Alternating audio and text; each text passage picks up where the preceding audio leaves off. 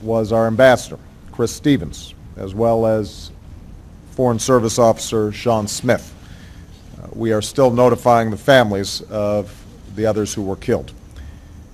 And today, the American people stand united in holding the families of the 4 Americans in our thoughts and in our prayers. The United States condemns in the strongest terms this outrageous and shocking attack. We're working with the government of Libya to secure our diplomats. I've also directed my administration to increase our security at diplomatic posts around the world. And make no mistake, we will work with the Libyan government to bring to justice the killers who attacked our people. Since our founding, the United States has been a nation that respects all faiths. We reject all efforts to denigrate the religious beliefs of others. But there is absolutely no justification to this type of senseless violence. None. The world must stand together to unequivocally reject these brutal acts. Already, many Libyans have joined us in doing so, and this attack will not break the bonds between the United States and Libya. Libyan security personnel fought back against the attackers alongside Americans. Libyans helped some of our diplomats find safety, and they carried Ambassador Stevens' body to the hospital, where we tragically learned that he had died. It's especially tragic that Chris Stevens died in Benghazi because it is a city that he helped to save.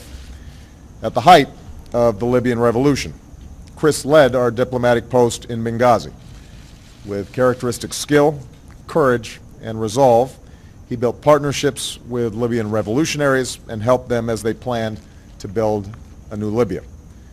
When the Gaddafi regime came to an end, Chris was there to serve as our ambassador to the new Libya, and he worked tirelessly to support this young democracy, and I think both Secretary Clinton and I relied deeply on his knowledge of the situation on the ground there. He was a role model to all who worked with him and to the young diplomats who aspire to walk in his footsteps. Along with his colleagues, Chris died in a country that is still striving to emerge from the recent experience of war. Today, the loss of these 4 Americans is fresh, but our memories of them linger on. I have no doubt that their legacy will live on through the work that they did far from our shores and in the hearts of those who love them back home. Of course, yesterday was already a painful day for our nation as we marked the solemn memory of the 9/11 attacks. We mourned with the families who were lost on that day. I visited the graves of troops who made the ultimate sacrifice in Iraq and Afghanistan at the hallowed grounds of Arlington Cemetery and had the opportunity to say thank you and visit some of our wounded warriors at Walter Reed. And then last night we learned the news of this attack in Benghazi. As Americans, let us never, ever forget that our freedom is only sustained because there are people who are willing to fight for it, to stand up for it, and in some cases lay down their lives for it. Our country is only as strong as the character of our people and the service of those, both civilian and military, who represent us around the globe. No acts of terror will ever shake the resolve of this great nation, alter that character, or eclipse the light of the values that we stand for. Today we mourn for more Americans who represent the very best of the United States of America. We will not waver in our commitment to see that justice is done for this terrible act, and make no mistake, justice will be done. But we also know that the lives these Americans led stand in stark contrast to those of their attackers. These 4 Americans stood up for freedom and human dignity. They should give every American great pride in the country that they served and the hope that our flag represents to people around the globe who also yearn to live in freedom and with dignity. We grieve with their families, but let us carry on their memory and let us continue their work of seeking a stronger America and a better world for all of our children. Thank you. May God bless the memory of those we lost, and may God bless the United States of America. Was this an act of war? U.S. President Barack Obama there talking about this incident in which it involved the killing of the U.S. envoy to Libya, in which he and the three others, he said that it was by a small and savage group. It should to shock people of all faiths from around the world. Pretty much along the lines of what the U.S. Secretary of State Hillary Clinton said in her statements. He paid tribute to the Ambassador Chris Stevens and his three American co-workers. He said this is an attack that should shock conscience of people of all faiths from around the world, that America is going to work with its embassies in terms of securing it along with its staff, but again did not cite this movie, this anti-Islam movie, as being the reason, nor did he mention anything about Islam or Muslims in terms of any of the context of what he has said. And at this point we're going to give you more of a roundup on this. Now let's look at some of the reactions that we're seeing from people from around the world, which at this point we have seen it happen in Egypt in terms of an attack that took place by the protesters on the American embassy in Egypt. We also had a reaction from the Afghan President Hamid Karzai, along with news coming in from the Vatican, which has strongly condemned this anti-Islam movie. News also of people in Tunisia, which have come out in protest, and I believe that we're going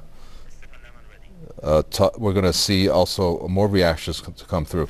Let's talk with Stephen Lenman, who is analyzing the situation for us. He's an author and radio host from Chicago.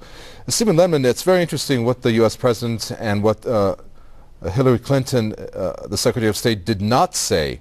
The reason for these attacks, in this case in point, the one in Libya, in which it claimed the lives of this U.S. envoy and his three co-workers. Did not mention the movie, did not even mention the word Islam or Muslims at all. And furthermore, the fact that they're relating this to 9/11 in terms of the day that this happened, and that America obviously is going to be steadfast in its continuation of this war against terrorism, which is what I concluded from those statements. What was your reading? Oh, indeed. I mean, it really shows America's contempt for Islam, for Muslim countries. It is really shocking, the kind of comments that are made. I mean, Hillary Clinton and Obama are really about the same thing. And to ignore this film, which really ignited this, and the film was absolutely abominable to the way it portrayed the Prophet Muhammad. I mean, really disgusting and despicable. And that's what he should have highlighted in his talk. And this has nothing whatsoever to do with 9/11. The fact that it happened on that day, I think, was completely coincidental. But what else would you expect from an imperial country, from an imperial president, from an imperial secretary of state that simply don't know the meaning of the word truth, and they beat up on people who deserve much better than that? And this is the kind of thing that we get assaulted with in America. I'm just as upset in America as people are around the world. Well, but isn't it interesting that they both highlighted a couple of things there, which included religion. One, Secretary of State Hillary Clinton, that killing in the name of religion is not right. Obama saying we work with all faiths, but there's no justification for this brutal act. It just, in a sense, does not sympathize at all with what this movie has done, and then doesn't mention Islam, but puts religion in a negative light because it was in that name, as these two officials said, was the reason behind this brutal murder as it took place. Why would they refrain from that? Why would they put it in that? Obviously, they have some really good writers who wrote their speech for them, as we see right now Obama looking off the paper as he's making his statements. Oh, absolutely. Everything is very, very well scripted. I'm watching Obama on Press TV right now, and he's looking down at his notes and he's reading them, and everything is scripted. I mean, this is American hypocrisy on display. To me, the most important thing is Obama is decrying violence against, whether it's a U.S. official or anybody, well, not anybody, but any Western, any American, any Westerner. And the real appalling thing for me, aside from this film, which is bad enough, is America literally has been waging war on Islam since the 9/11 event. It had nothing to do with the official story. I mean, it is practically common knowledge about anybody who's taken a look at it. I've written about it many times, that this was a state-sponsored event. There's no question America was involved. I think Israel's Mossad was involved. That's another story. But, of course, 9/11, 11th anniversary was yesterday. But the gross hypocrisy of American officials, of Western officials, and he's decrying the violence against one U.S. official and other Americans in Libya, a country America went to war against. And America, at this very moment, is killing Muslims in Afghanistan, in Somalia, in Yemen, in other countries. It's supporting the worst of Israeli crimes. You'll never hear a word about that. But to me, that's what stands out most. Those are the things that need to be denounced. I denounce them all the time in my writing, in my media work, and oh, my goodness. I expose the lies of my own country, my own officials, and the harm that they are causing millions of people around the world, innocent civilians who deserve better, and this is what my country stands for, what it does. And here Obama is bemoaning the deaths of a few Americans. What about the millions of deaths America is responsible for? That's what I bemoan. Well, that's a very good point. Of course, we're not trying to justify that there was any positive thing to a life being taken here of this ambassador, U.S. ambassador in Libya, Chris Stevens, and his 3 American co-workers. But doesn't it show a lack of, how can I say, something as holy and sacred as the religion of Islam and, of course, their holy book, the Quran? And I'm not too sure if you've seen the film, but we're not going to get into the details of the content, which was well scripted in terms of its decor, its set, and the narrative. When I say well scripted, in terms of it being very much pre-planned and to gain the maximum impact in terms of insulting Islam. When is it that perhaps, in this case in point, a country like America and others, some other Western countries are going to realize that insulting Islam is very holy to Muslims. And of course, these type of reactions, it shows the extent and the veracity of how important, obviously, the faith plays in people's everyday lives and the regard for it. Well, absolutely. I have not seen the film, but I'm looking at a discussion of it, and I know it portrays the Prophet Muhammad as a fool, as a philanderer, as a religious fake, apparently having a sexual act with a woman. I mean, this is outrageous stuff. And people put up millions of dollars to make this film. And of course, nobody, the people who do these things, of course, they have an ulterior motive. And on the other hand, they know nothing about Islam. The fact that Islam, Judaism, and Christianity have common roots.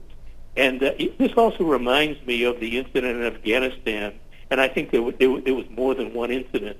There were a number of incidents when U.S. soldiers burned the Quran.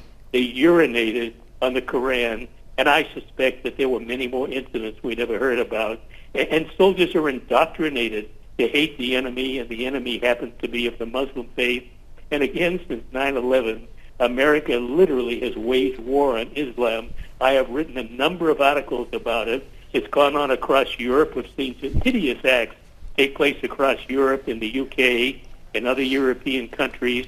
And they use this as a pretext for their war on terror. They need to instill fear. They need to have an enemy. So Muslims became the enemy of choice. During the Cold War, it was communists. Well, communists are gone, basically. So now it's Muslims, and they've been beaten up on. And it's no exaggeration to say, with America in the lead, going back to the Gulf War of 1991, America is responsible directly for the lives of many millions of innocent people. Many millions, I would emphasize.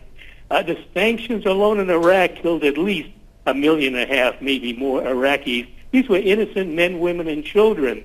An ugly story. It's over 2 decades long. It shows no signs of ending. The Afghan war is the longest in American history. America is planning more wars.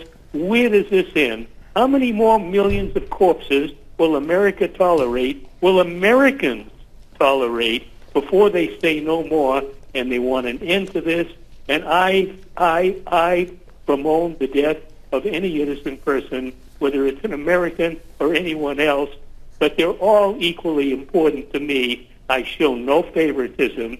There's nothing special about Americans over anybody else. We're all human beings. We all deserve the same respect. My country does not give it, and that is the problem. We're going to have to leave it there. Thank you very much. We appreciate your thoughts. Writer and radio host Stephen Lemon there from Chicago. Stay tuned to Press TV. You're seeing protests come from around the world, Sudan being what you're seeing in terms of breaking news. We'll cover more for you in international news coming up in a couple of minutes' time. Do stay with us.